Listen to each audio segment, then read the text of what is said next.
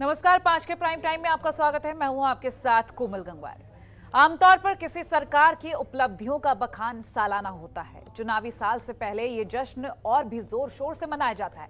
पर चुनावी साल में योगी सरकार की 4.5 साल की उपलब्धियों का बखान करने के लिए बीजेपी कार्यकर्ता घर घर जाएंगे। बता दें, योगी सरकार 4.5 साल के सफर में काफी चुनौतियां आई हैं। ऐसे में सभी चुनौतियों से सीएम योगी ने डटकर मुकाबला किया। माफियाओं पर कार्रवाई हो या फिर युवाओं को रोजगार हो, गांव-गांव तक सड़क हो या फिर गरीबों के लिए विकास की योजनाएं हो, सभी चैलेंजेस को योगी सरकार ने डटकर निपटाया है। और ऐसे में कोरोना काल में जहां पूरी दुनिया परेशान थी, वहीं योगी सरकार ने कोरोना से लड़ाई के लिए ऐसा प्लान बनाया कि खुद WHO ने यूपी के कोरोना मैनेजमेंट की जमकर तारीफ की। केंद्र को भी यूपी मॉडल काफी भाया। ज्यादा पीछे नहीं, हाल ही के चुनावों पर नजर डालते हैं। बिहार चुनाव हो या बंगाल चुनाव, यूपी मॉडल का जादू ऐसा छाया है कि एक बार फिर एनडीए सत्ता पर काबिज हो गई। और वहीं बंगाल के चुनाव में बीजेपी ने शानदार प्रदर्शन किया। पंचायत चुनाव में तो बीजेपी के प्रदर्शन को देखकर विपक्ष भी दंग रह गई थी।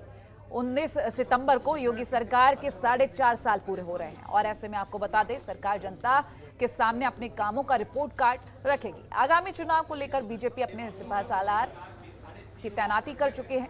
अब देखना यह होगा कि 2022 में चुनौतियां भरमार हैं, कैसे पार पाएगी योगी सरकार।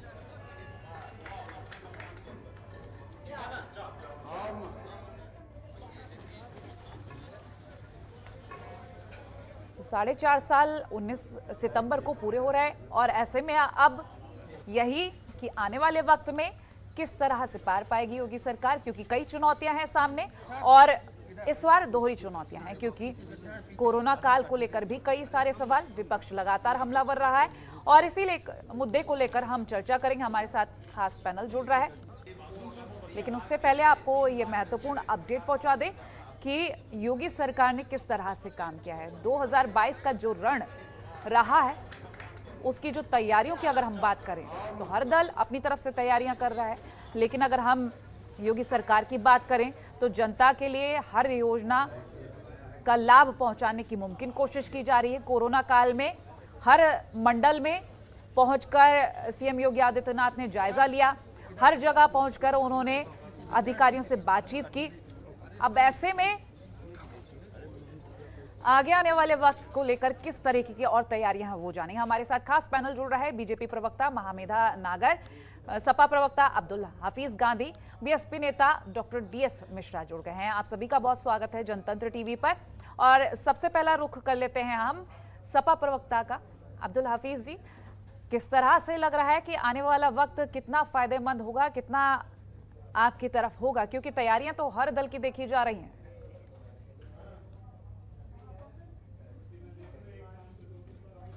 वो असफलताओं से भरा हुआ है। वो कहीं ना कहीं जो वादे संकल्प पत्र में भारतीय जनता पार्टी ने किए थे, उन वादों को ना निभाने के लिए ये 4.5 साल का कार्यकाल जाना जाएगा। अगर आप संकल्प पत्र को पढ़ेंगे तो बहुत सारी चीजें उसमें ऐसी मिलेंगी जो इन्होंने वादे किए थे। इन्होंने कहा था कि 14 दिन के अंदर हम दबाएंगे तो हम किसानों का गन्ना का जो पूरा का पूरा जो बकाया है वो वापस कर देंगे। अभी भी 10,500 करोड़ गन्ना किसानों का बकाया हुआ है। इन्होंने कहा कि हम 5 साल के अंदर जो है 70 लाख नौकरियां देंगे।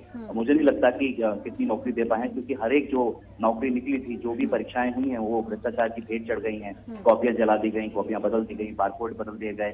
उसके बाद आप देखिए कि किस तरह से जो है मास्टर रोल बदल दिए गए थे, जो होमगार्ड की भर्ती हुई थी उसके अंदर। तो हमने ये देखा है कि पिछले 4.5 साल में जो भारतीय जनता पार्टी की सरकार है, अब्दुल जी, ये आप कह रहे हैं, जनता का तो ये कहना है काफी कुछ उन्होंने देखा। जहां जिस गांव में सड़क नहीं थी वहां सड़क का निर्माण हुआ, जिन लोगों के पास आवास नहीं था उनको आवास मिला, कई सारी ऐसी चीजें सामने आई। फिलहाल तो हमारे साथ बीजेपी प्रवक्ता महामेधा नागर जी भी जुड़ी हुई हैं, उन्हीं से जान लेते हैं। महामेधा जी, सपा प्रवक्ता से मैंने सवाल लिया पहले ताकि हमें उनकी राय पता चले और फिर हम आपसे सवाल ले पाए कि अगर विकास को लेकर बात हो रही है, 4.5 साल जो काम किया वो जनता तक पहुंचा और अब हर कार्यकर्ता घर घर पहुंचकर उपलब्धियां भी बताने का काम करेगा। लेकिन आपने सपा प्रवक्ता अब्दुल हफीज जी की बात सुन ली होगी, क्या कुछ कहेंगे अब? जी, सबसे पहले सभी को नमस्कार। मुझे बड़ी हंसी आ रही थी जब गांधी साहब कह रहे थे कि किस प्रकार से असफलताओं का ये 4.5 साल का कार्यकाल रहा योगी सरकार जी का। मुझे लगता है कि यहाँ पर चाहे मैं बैठ कर के बोलूं, चाहे कोई और किसी पार्टी का प्रवक्ता बोले, उससे ज्यादा महत्वपूर्ण है कि हमारे प्रदेश की जनता क्या मानती है। और जो उत्तर प्रदेश की जनता है वो साफ तौर से ये जानती भी है, मानती भी है, और आने वाले समय के इस 2022 के चुनाव में इस बात को साबित भी कर देगी कि अगर वो किसी भी सरकार को, किसी भी पार्टी को अगर वो चुन के लाने वाली है तो वो एकमात्र पार्टी भारतीय जनता पार्टी होगी। हम बात करें चाहे देश की, चाहे हम बात करें प्रदेश की, मोदी सरकार और योगी सरकार का ये जो डबल इंजन की सरकार थी, इसने विकास के रथ को जो एक नई स्पीड दी है यूपी के अंदर, वो अपने आप में बहुत ज्यादा सराहनीय है। जिस तरह से हमारे प्रदेश को एक पिछड़ा प्रदेश बना दिया गया था, जिस तरीके से हमारे प्रदेश को एक पिछड़ा प्रदेश बना दिया गया था, और साथ ही साथ में किस तरीके से भ्रष्टाचार, महामिदा जी, लगातार विपक्ष का यही सवाल रहता है महंगाई और बेरोजगारी को लेकर कि युवा बेरोजगार बैठे हैं, महंगाई लगातार बढ़ रही है, किसानों को लेकर कि किसानों को लेकर क्या कुछ किया जा रहा है, क्योंकि कई किसान अभी भी नाराज हैं और अलग अलग समाज के लोगों को लेकर बहुत सारी चुनौतियां हैं, कैसे पार पाएंगे। और जो मुख्य मुद्दे की अगर हम बात करें तो विपक्ष का यही कहना कि महंगाई और बेरोजगारी को लेकर आगे किस तरह से चल पाएंगे, कैसे विकास कर पाएंगे। जी, सबसे पहले तो मैं बता दूं, किसानों का जो पूरा अभी तक आंदोलन है वो ऑलरेडी बहुत ज्यादा फेल होता हुआ नजर आ रहा है। किस प्रकार से जो लोगों का सपोर्ट था, जिस तरीके से विपक्षी दलों ने किसान बंधुओं को जितना बरगलाया हुआ था समय समय से, वो अब फाइनली जो सपोर्ट उनका था वो टूटता हुआ दिखाई दे रहा है। अभी हाल ही के अंदर जब एमएसपी बढ़ाई गई, उससे भी काफी सारे किसानों की आंख खुली कि क्यों विपक्षी दल किस तरीके से राजनीति से प्रेरित होकर के उनको बरगलाने का काम कर रहे हैं। साथ ही साथ में अभी गांधी साहब बोल रहे थे कि कितना गन्नों का कितना पैसा बकाया है, गन्ना किसानों का कितना पैसा बकाया है। ऑलरेडी अगर वो देखेंगे, मुझे लगता है उनको कुछ अपडेट होने की जरूरत है, थोड़ी सी रिसर्च कर करके वो बैठे। ऑलरेडी काफी ज्यादा भुगतान जो है 83% से ज्यादा भुगतान करा दिया जा चुका है सरकार द्वारा, और अभी मात्र कुछ ही 1000 करोड़ का जो मेरे को अपनी आवाज रिपीट होके दे रही है, and it is very disturbing, I am so sorry. ठीक है, चलिए हम बीएसपी नेता की भी सुन लेते हैं। डॉक्टर डीएस मिश्रा जुड़े हुए हैं। डॉक्टर डीएस, हमारे प्रवक्ता की बात आपने सुनी, बीजेपी प्रवक्ता और सपा प्रवक्ता दोनों ही अपनी बात कह चुके हैं, क्या कुछ कहेंगे आप?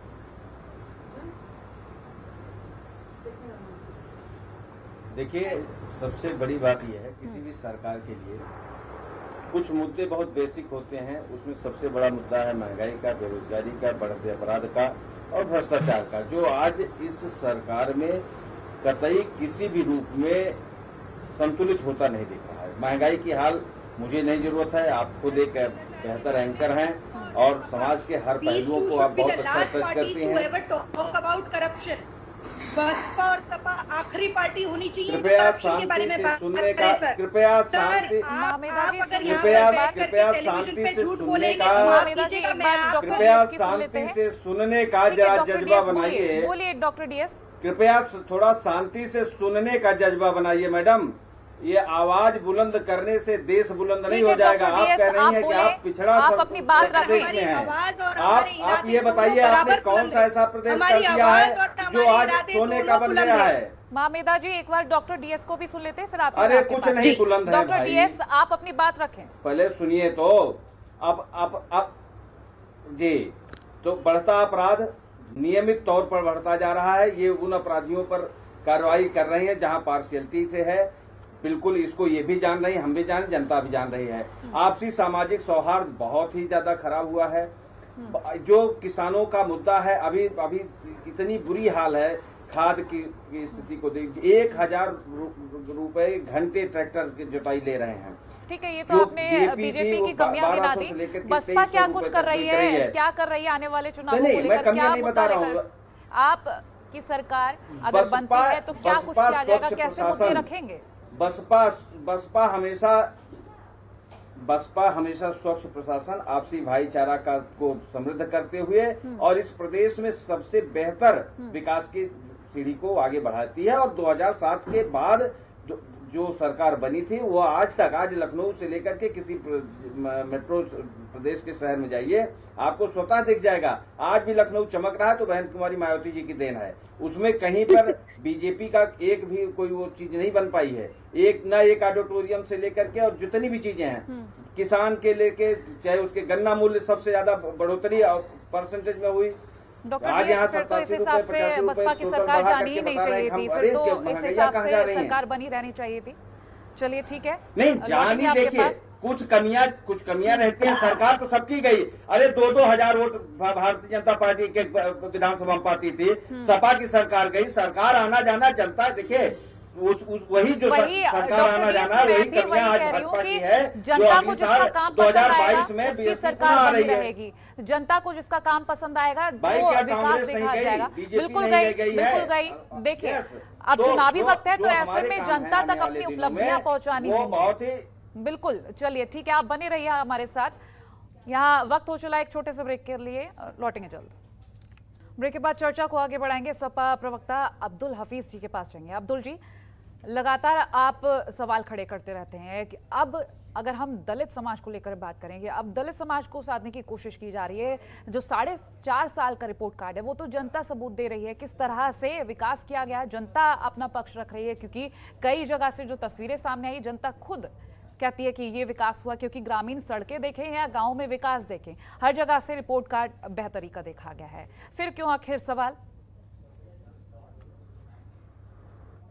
इसी जनता ने अभी जिला पंचायत के इलेक्शन में सबसे ज्यादा समाजवादी पार्टी के जो कैंडिडेट हैं उनको जिताया था। वो बात अलग है कि सत्ता का दुरुपयोग कर कर इन्होंने डीएम का सहारा लेकर, एसएसपी का सहारा लेकर ज्यादातर जो है वो जिला पंचायत अध्यक्षों के पास जीत लिए। लेकिन हमारे सबसे ज्यादा मेंबर जीत कर आए थे। तो जनता का जो एक रियल टेस्ट है कि जनता क्या चाहती है, वो लोकतांत्रिक व्यवस्था है।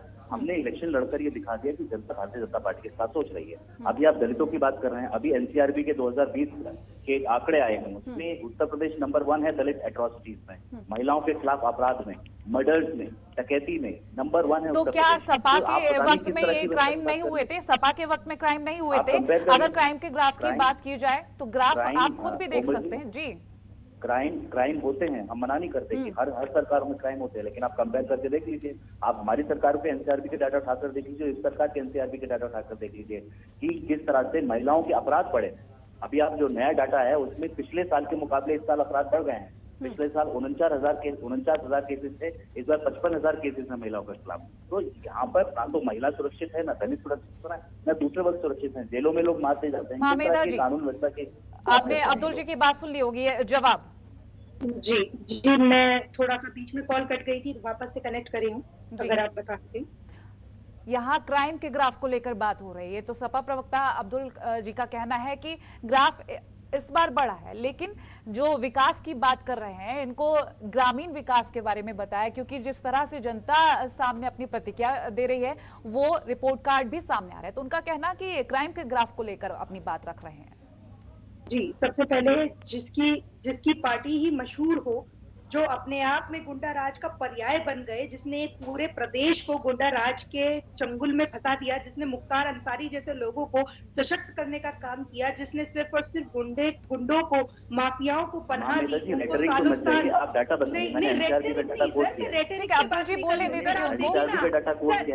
अब्दुल जी बोलने दीजिए, आपका वक्त दिया था, उनको बोलने दीजिए। अपने आप में गुंडा राज का पर्याय बन गए थी आपकी पार्टी, ये इस बात में कोई दो राय नहीं। और ये मैं नहीं, इस प्रदेश का बच्चा इस बात को कहता है। ना जाने कितने ऐसे एग्जाम्पल्स हैं जहां पर ये सिद्ध होता है कि अखिलेश जी की पार्टी ने कुछ ना करके सिर्फ और सिर्फ गुंडाराज को पनाह देने का काम किया। आज की डेट में आप देखिए कि जिस तरीके से ऑर्गेनाइज्ड क्राइम की कमर तोड़ दी गई है पूरे प्रदेश के अंदर, सारे के सारे जितने माफिया हैं वो क्यों खुद जा करके थानों में सरेंडर कर रहे हैं, खुद तख्ती पकड़ के जा रहे हैं कि हम यहाँ सरेंडर करने आए हैं। तो आप मुझे बताइए कि लॉ एंड ऑर्डर की सिचुएशन कितनी ज्यादा इंप्रूव हुई है। मैं नहीं कहूंगी कि कोई भी सरकार जो है वो एकदम 100% डिलीवर कर पाएगी, पर जितना करप्ट आपने इस पूरे सिस्टम को छोड़ा था, जिस तरीके से सरकारी खजानों को आप नोच करके ले गए थे, आज की डेट में इस पूरे प्रदेश। ठीक है, डॉक्टर डीएस आपसे जानेंगे किस तरह से मिशन 2022 को फतेह किया जाएगा, क्या रणनीति रहेगी? क्योंकि अगर हम योगी सरकार के 4.5 साल का रिपोर्ट कार्ड देखें तो जनता काफी पॉजिटिव दिखाई देती है। ऐसे में अगर हम बसपा की तैयारी को लेकर बात करें, देखिए जनता पॉजिटिव आपको वो जनता दिख रही है ना जो आपके व्हाट्सएप, फेसबुक और इंटरनेट पे है।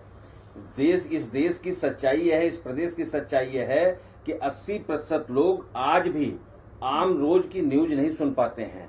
वो अपने दुखों से इतने दबे हुए हैं, इतनी उनकी समस्याएं हैं, उन जाके पाँव न फटी बेवाई सो का जाने पीर पर आई। आप एसी में बैठ करके अगर और वो लैपटॉप पर देख करके जनता की समस्या को ढूंढ रही हैं, तो ये बड़ा दुर्भाग्य है इस प्रदेश का। ये प्रदेश वहां नहीं है, ये प्रदेश गांव में बसता है, ये प्रदेश वहां बसता है जहां से सड़क का संसाधन होता है। अभी एक देखिए पूर्वांचल एक्सप्रेस वे इन्होंने बनवाया, अभी उसमें एक पानी आया और जो गड्ढे हो गए, जो सड़क में दरारें आ गई, ये सब भ्रष्टाचार के तरीके हैं। लेकिन प्रश्न इस बात का है कि जब तक इनकी सरकार है तब तक भ्रष्टाचार नहीं खुलेगा। जब ये जाएंगे 22 में, तब उनके भैया कौन वहां जाकर के अपनी गले में बिल्ली के गले में घंटी बांधेगा। मुद्दा यहाँ ये है कि आप देखिए, आप मुद्दा यहाँ ये है कि इनकी स्थिति क्या है कि वही एक शेर उनका आता है डॉक्टर डीएम जी का कि खूब जनता को नचाया जा रहा है, कमल रेतों में खिलाया जा रहा है, अब कोई आखिर यकीन करे कैसे, झूठ को सच भी बताया जा रहा है। तो ये सच्चाई इस चीज की है कि जो बोलेंगे वो आदर्श है, बस एक शब्द इनका है। ये अगर कहते हैं कि गन्ना किसानों को भुगतान हो गया तो आप मान लो, ठीक है। महामेधा जी, आपका कोई फाइनल विकल्प कमेंट नहीं है, क्योंकि मानने के लिए प्रिंट से लेकर के। ठीक है महामेधा जी, आपका फाइनल कमेंट। जी, क्या आपको मेरी आवाज मिल रही है? जी महामेधा जी। जी, मैं इस बात से पूरे सहमत हूँ जिस तरीके से इनके बसपा पार्टी के जो लोग कह रहे हैं, प्रवक्ता बैठे हुए हमारे यहाँ पर जनमन, ये कह रहे हैं कि किस तरीके से प्रदेश का हाल बेहाल है। मुझे लगता है कि ना सिर्फ प्रदेश के अंदर देश के अंदर बल्कि अंतर्राष्ट्रीय स्तर पर भी उत्तर प्रदेश की कितनी सराहना हुई है, ये मुझे बताने की जरूरत नहीं पड़नी चाहिए। मुझे लगता है इनको थोड़ा सा और जनता के बीच में जाना चाहिए। और रही बात बसपा की, जो ये बात कर रहे हैं कि हम इतना मजबूती से चुनाव लड़ेंगे, मुझे तो इस बात से हैरानी हो रही है कि इनके पास कैंडिडेट भी होंगे। सर, मैं खुद गाँव में रहती हूँ, पश्चिम प्रदेश की, मैं रूरल बैकग्राउंड से आती हूँ। महामेधा जी, वक्त का अभाव है, जवाब जल्दी पूरा करें। ठीक है, डॉक्टर डीएस बोलने दीजिए, गलतफहमी में मत रहिएगा। समझ रही हैं? चलिए, बहुत शुक्रिया आप सभी का हमारे साथ इस चर्चा का हिस्सा बनने के लिए। तो 4.5 साल योगी सरकार के कितना काम किया, जनता बखूबी अपनी प्रतिक्रियाएं देकर बता रही, क्योंकि जो विकास हुआ वो शायद किसी से नहीं छिपा, लेकिन जिस तरह से विपक्ष के लगातार सवाल खड़े हो रहे हैं, आने वाले वक्त में पता चलेगा कि कितनी किसकी तैयारी। फिलहाल इसी के साथ हमारी खास पेशकश में इतना ही। देखते रहिए जनतंत्र टीवी। नमस्कार। खबरों के निष्पक्ष विश्लेषण के लिए सब्सक्राइब करें Jantantra TV and press the bell icon. Never miss any update.